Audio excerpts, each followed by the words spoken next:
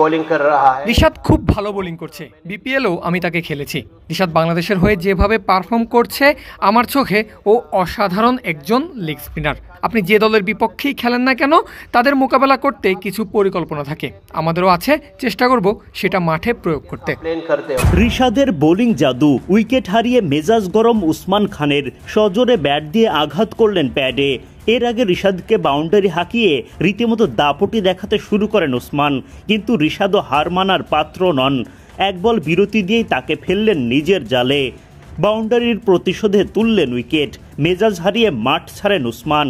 Batting সহায়ক উইকেটে এদিন খানিকটা খরুচে বোলিংয়ে জোড়া উইকেট তোলেন রিশাদ। তিনিও তো রক্তে মাংসে গড়া মানুষ, এলিয়েন তো নন। মঙ্গলবার মুলতান সুলতানসের বিপক্ষে মাঠে নামে রিশাদ হোসেনদের লাহোর কালান্দার্স। টস জিতে লাহোরকে বোলিংয়ে পাঠান মুলতানের অধিনায়ক মোহাম্মদ রিজওয়ান। শুরু থেকেই মারকুটে ব্যাটিং করেন মুলতানের দুই ওপেনার মোহাম্মদ রিজওয়ান ও ইয়াসির খান। পাওয়ার প্লের 6 ওভারে বিনা উইকেটে তারা তোলেন ৭৯ রান। মারকুটে ব্যাটিংয়ের সে চাপের মাঝে এসে রিশাদ শুরুটা করেন দুর্দান্ত।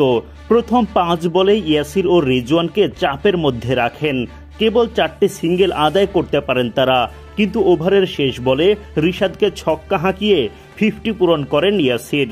ফলে নিজের প্রথম ওভারে 10 রান খরচ করেন রিশাদ। নিজের দ্বিতীয় ওভারে বোলিং করতে এসেও ইয়াসিরের কাছে ছক্কা হজম করেন রিশাদ। এই ওভারে তিনি খরচ করেন 12 রান।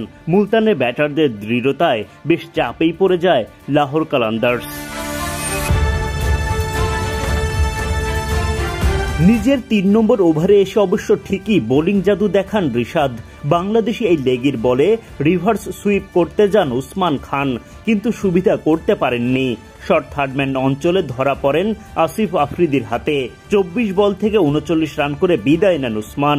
উইকেট শিকারে উল্লাস রিশাদের। নিজের 4 নম্বর ওভারে এসে আরও একটা উইকেট তোলেন রিশাদ। জামান খানের দারুণ একটা ক্যাচে ফেরান টার্নারকে। ব্যাটিং সহায়ক উইকেটে সব মিলিয়ে 4 ওভার বোলিং করে 45 রান খরচায় জোড়া উইকেট তোলেন রিশাদ।